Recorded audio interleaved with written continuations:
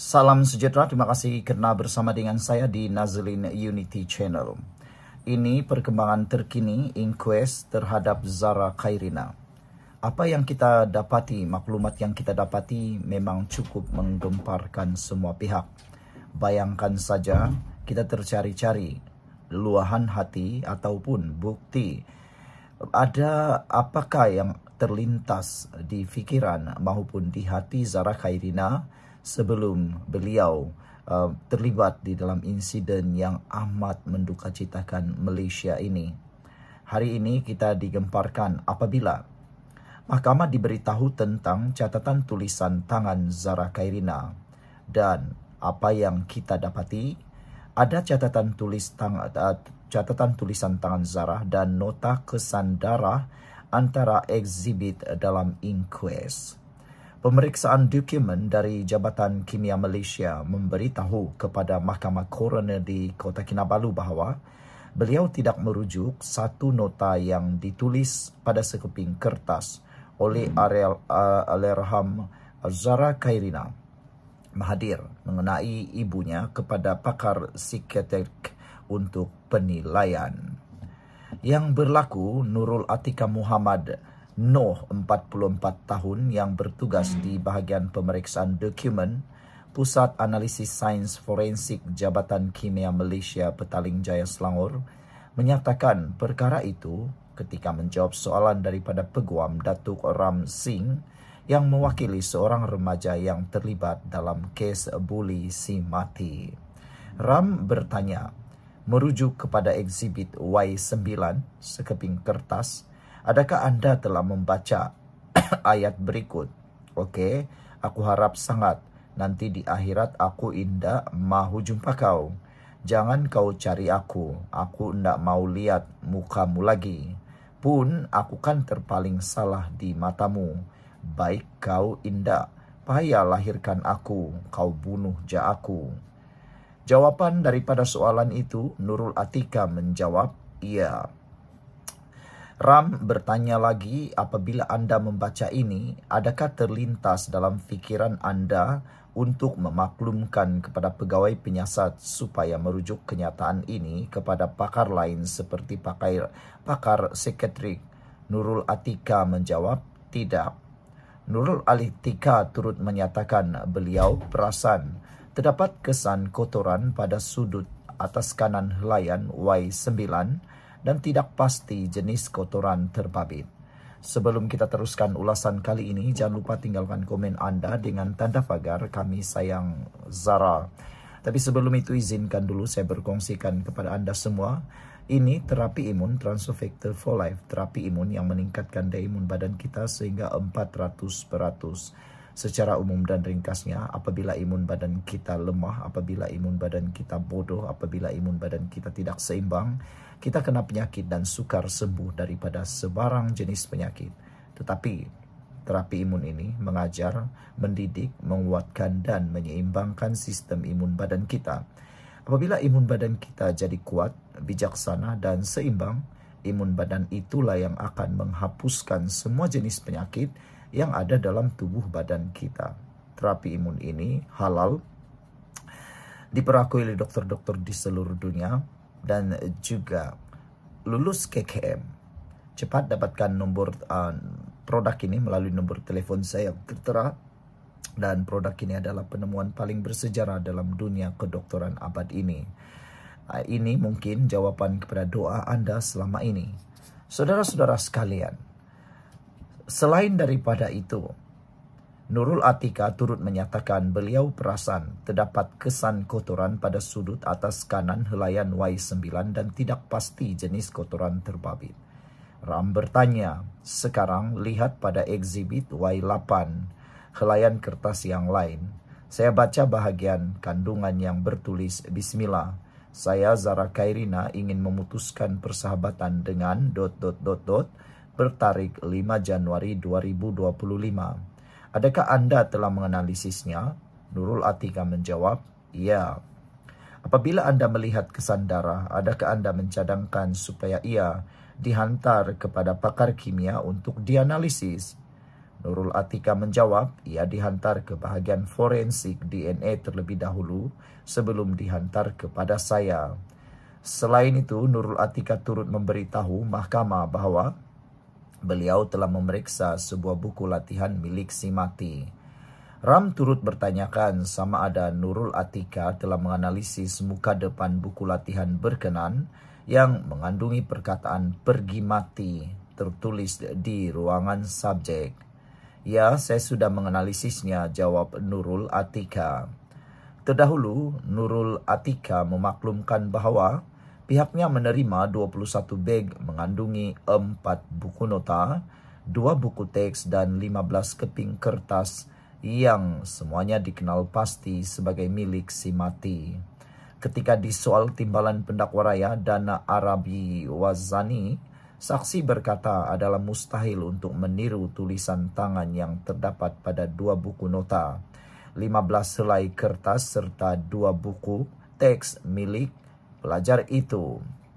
Beliau berkata ini kerana tulisan tangan dalam dokumen-dokumen itu adalah banyak melibatkan pelbagai topik dan ditulis dalam tempoh yang panjang.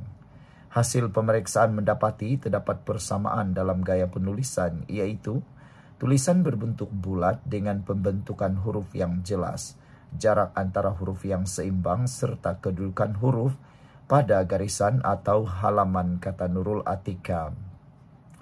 Prosiding siasatan di hadapan Coroner Amir Shah Amir Hassan bersambung esok. Zara Khairina, 13 tahun, meninggal dunia di Hospital Queen Elizabeth pada 17 Julai.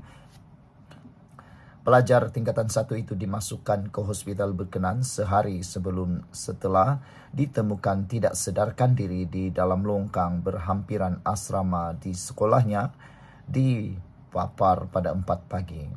Pada 13 Ogos, pejabat Peguam Negara mengarahkan inkues dijalankan selepas meneliti laporan siasatan yang dikemukakan pihak polis. Pada 8 Ogos, AGC mengeluarkan perintah untuk menggali semula kubur Zara Khairina bagi membolehkan bedah siasat dilakukan. Sekian dulu untuk kali ini. Jangan lupa tinggalkan komen Anda. Bye-bye. Salam sejahtera. Terima kasih kena bersama dengan saya di Nazilin Unity Channel. Saya tertarik dengan satu ulasan dan tulisan oleh Fathi Aris Omar di Harapan Daily.